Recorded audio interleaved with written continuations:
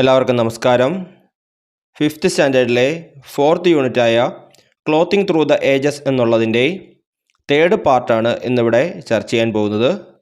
ഈ യൂണിറ്റിൻ്റെ അവസാനത്തെ ക്ലാസ്സാണിത്. കഴിഞ്ഞ ക്ലാസ്സിൽ ന്യൂ ട്രെൻഡ്സ് ഇൻ ക്ലോത്തിങ് എന്നുള്ള ഭാഗം വരെയാണ് നമ്മൾ പറഞ്ഞത്.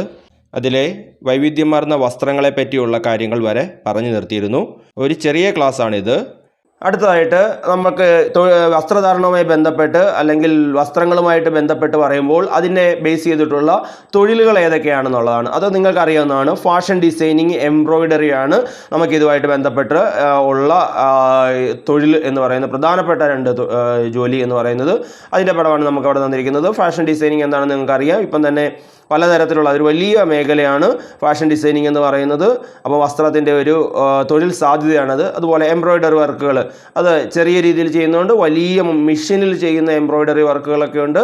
അപ്പോൾ അങ്ങനെ വസ്ത്രങ്ങൾ ഭംഗിയാക്കുന്നതിന് വേണ്ടി ഇത് എംബ്രോയിഡറി വർക്കുകൾ ഉപയോഗിക്കുന്നു. അപ്പോൾ നമുക്ക് ഒരു കാര്യം അവിടെ നിന്ന് പഠിക്കേണ്ടതായിട്ടുണ്ട്. A lot of employment opportunities are opening up today in the fields like fashion designing and embroidery. അപ്പോൾ നമ്മുടെ ഫാഷൻ ഡിസൈനിങ്ങിൻ്റെയും എംബ്രോയിഡറിയും നമ്മുടെ ഒരു തൊഴിൽ സാധ്യതയാണെന്ന് കൂടി നമ്മൾ ഇതിനകത്ത് മനസ്സിലാക്കി വെക്കുക. അപ്പോൾ നമുക്ക് പേജ് നമ്പർ 63 വരാം. അവിടെ നമുക്ക് എന്താണ് employment sections in cloth manufacturing, അതായത് തുണി നിർമ്മാണവുമായി ബന്ധപ്പെട്ട്, വസ്ത്രനിർമ്മാണവുമായി ബന്ധപ്പെട്ട് എന്തെല്ലാം തൊഴിലുകളാണ് അവിടെ ഉള്ളത് എന്നുള്ള ഒരു വേഡ് വെബാണ് തന്നിരിക്കുന്നത്. അപ്പോൾ നമുക്ക് അതിനകത്ത് ഓരോന്നായിട്ട് പരിശോധിക്കാം. ആദ്യത്തേത് വീവിങ് എന്ന് പറഞ്ഞാൽ നിങ്ങൾക്കറിയാം നെയ്ത്താണ്. രണ്ടാമത്തേത് കോസ്റ്റ്യൂം ഡിസൈൻ, അതായത് വസ്ത്രാലങ്കാരം എന്നൊക്കെ പറയും. സിനിമകൾക്കൊക്കെ ഉണ്ടല്ലോ കോസ്റ്റ്യൂം ഡിസൈൻ ഉണ്ട്. അടുത്തതായി സേവിങ് ആണ്. സേവിങ് എന്ന് പറയുന്നത് തുന്നലാണ്, വസ്ത്രം തുന്നുക എന്നുള്ള ജോലിയാണ്. അപ്പോൾ അത് ഇതുമായിട്ട് ബന്ധപ്പെട്ട ഒരു തൊഴിലാണ്. അടുത്തത് എംബ്രോയിഡറി ആണ്. അത് നമ്മൾ മുമ്പൊക്കെ പറഞ്ഞു കഴിഞ്ഞു. അത് എംബ്രോയിഡറി വർക്കുകൾ നമ്മുടെ വസ്ത്രങ്ങളൊക്കെ ധാരാളം ചെയ്യാറുണ്ട്. അപ്പോൾ എംബ്രോയിഡറി എന്ന് പറയുന്നത് ഒരു തൊഴിലാണ്. പിന്നെ ഡിസൈനിങ് ഉണ്ട്. ഡിസൈനിങ് നിങ്ങൾക്കറിയാം, വസ്ത്രം ഡിസൈൻ ചെയ്യുന്നത്, ഫാഷൻ ഡിസൈനിങ്, ഡ്രസ്സ് ഡിസൈനിങ് ഒക്കെ ചെയ്യുന്നുണ്ട്.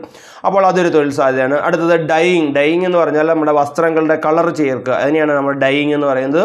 അപ്പോൾ അതൊരു തൊഴിൽ സാധ്യതയാണ്. അടുത്തത് സ്പിന്നിങ് എന്ന് പറയുന്നത് നൂൽക്കുന്ന അതാണ്. അപ്പോൾ ഇത്രയാണ് ഇതുമായിട്ട് ബന്ധപ്പെട്ട തൊഴിലുകൾ. അത് നമ്മൾ പ്രധാനമായിട്ട് കൂടി പഠിക്കേണ്ട ഒരു ഭാഗമാണ്. നമ്മുടെ ചോദ്യം അവിടെ തന്നിട്ടുണ്ട്. അതിന് നടുക്കുള്ളതാണ് ആ ചോദ്യം. Employment sectors in cloth manufacturing. അടുത്തതായി ഒരു കൊളാഷാണ്. ആ കൊളാഷിൽ കുറേ ന്യൂസ് പേപ്പർ കട്ടിങ്സ് ആണ് തന്നിരിക്കുന്നത്. അപ്പോൾ അത് കുറച്ച് ഹെഡ്ലൈൻസ് ആണ്, അതൊന്ന് വായിച്ചു നോക്കുക. അപ്പോൾ അതിൻ്റെ ആശയം ഇതാണ്. അതായത് നമുക്ക് പാഴ്വസ്തുക്കളും അല്ലെങ്കിൽ നമ്മുടെ ഉപയോഗശൂന്യമായിട്ടുള്ള വസ്ത്രങ്ങളും ഒക്കെ കൊണ്ട് നമുക്ക് എങ്ങനെ കുറച്ചുകൂടി മൂല്യമുള്ള സാധനങ്ങളാക്കി അതിനെ മാറ്റാം, അല്ലെങ്കിൽ അതിനെ ഒരു പുനരുപയോഗ സാധ്യത എന്താണ് എന്നുള്ളതാണ് നമ്മളവിടെ ചർച്ച ചെയ്യാൻ പോകുന്നത്. അപ്പോൾ പേജ് നമ്പർ 64 വന്നാൽ അവിടെ നമ്മൾ പറഞ്ഞിരിക്കുന്നത് നമ്മുടെ ലോകത്ത് ടൺ കണക്കിന് വസ്ത്രങ്ങളാണ് നമ്മൾ ഉപയോഗിച്ചതിന് ശേഷം വലിച്ചെറിയപ്പെടുന്നത്.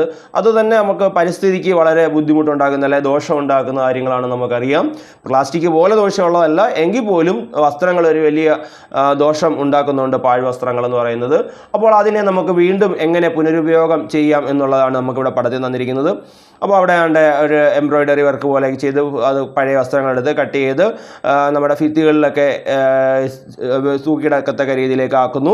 അടുത്തത് പിന്നെ അവിടെ നമ്മുടെ തറയിലിട്ട് ചവിട്ടിയായിട്ട് ഉപയോഗിക്കാനായിട്ട്, പിന്നെ നമ്മുടെ മറ്റൊരു കപ്പ് ഹോൾഡർ അല്ലെങ്കിൽ കപ്പ് പോലെ ഉപയോഗിക്കുന്നതിന് സാധനങ്ങളൊക്കെ സൂക്ഷിച്ച് വെക്കാനായിട്ട്, അങ്ങനെ പലതുണ്ട്. അപ്പോൾ നിങ്ങൾക്ക് ആ പടത്തിലേക്ക് കാണു നോക്കുമ്പോൾ അറിയാം. ഇതൊക്കെ കൂടാതെ തന്നെ നമ്മുടെ വീടുകളിൽ തന്നെ നമ്മുടെ പഴയ വസ്ത്രങ്ങൾ തറ തുടയ്ക്കുന്നതിനായിട്ടോ അല്ലെങ്കിൽ വാഹനങ്ങളൊക്കെ കഴുകുന്നതിനായിട്ടോ ഒക്കെ നമ്മൾ ഉപയോഗിക്കാറുണ്ട്. അങ്ങനെ നമ്മളിത് പുനരുപയോഗിക്കപ്പെടുന്നുണ്ട്. അപ്പോൾ തുണികൾ വലിയൊരു പ്രോസസ്സിൽ കൂടി കടന്ന് വസ്ത്രങ്ങൾ ഉണ്ടായി വരുന്നത്. അപ്പോൾ ആ വസ്ത്രങ്ങൾ നമ്മുടെ കയ്യിൽ നിന്നും നഷ്ടപ്പെട്ടു പോകുന്നതിന് മുമ്പ്, അല്ലെങ്കിൽ അത് നശിച്ചു പോകുന്നതിന് മുമ്പ് പരമാവധി അതിനെ ഉപയോഗിക്കുന്ന രീതിയിലേക്ക് നമുക്ക് മാറ്റേണ്ടതായിട്ടുണ്ട്. അപ്പോൾ നിങ്ങൾക്കും ഇതുപോലെയുള്ള കരകൗശല വസ്തുക്കളൊക്കെ നിർമ്മിക്കാൻ കഴിയുമെങ്കിൽ അത് ചെയ്യുക. അപ്പം നമ്മുടെ വസ്ത്രധാരണം എന്ന് പറയുന്നത് നമ്മൾ പഴയ കാലത്ത് നമ്മളെന്താണ് ഒരു ശരീര സംരക്ഷണത്തിന്, നമ്മുടെ ബോഡിയൊക്കെ സംരക്ഷിക്കുന്നതിന് മാത്രമായിരുന്നു നമ്മൾ ഉപയോഗിച്ചുകൊണ്ടിരുന്നത്. ഇപ്പോൾ അതൊക്കെ മാറി. ഇപ്പോൾ വസ്ത്രങ്ങളൊക്കെ നമ്മുടെ കാലാവസ്ഥയ്ക്കും നമ്മുടെ സൗന്ദര്യ സങ്കല്പത്തിനും ഒക്കെ അനുസരിച്ച് നമ്മുടെ വസ്ത്രങ്ങളിലൊക്കെ മാറ്റങ്ങൾ വരുത്തുകയും ഒരുപാട് രീതികളിലുള്ള വസ്ത്രധാരണങ്ങൾ മാറുകയൊക്കെ ചെയ്തുകൊണ്ട് ഇപ്പോഴും മാറിക്കൊണ്ടേയിരിക്കുന്നു വസ്ത്രധാരണങ്ങൾ.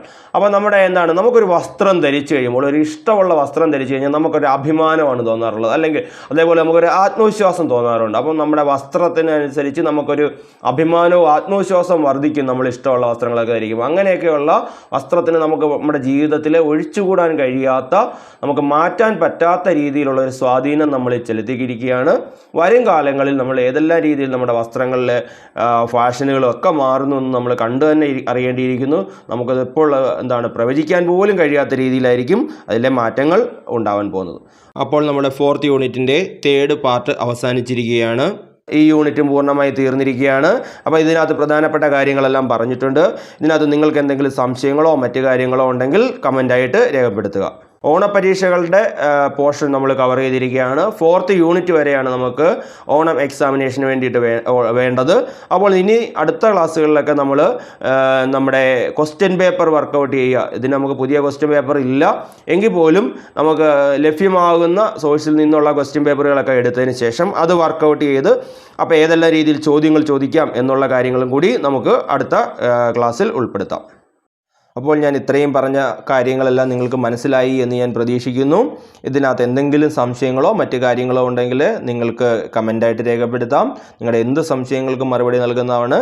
അതുപോലെ തന്നെ നമുക്കിതിൻ്റെ നോട്ട് വേണമെങ്കിലും നിങ്ങൾക്ക് തരാൻ സാധിക്കുന്നതാണ്. അപ്പോൾ എല്ലാവർക്കും നന്ദി, നമസ്കാരം.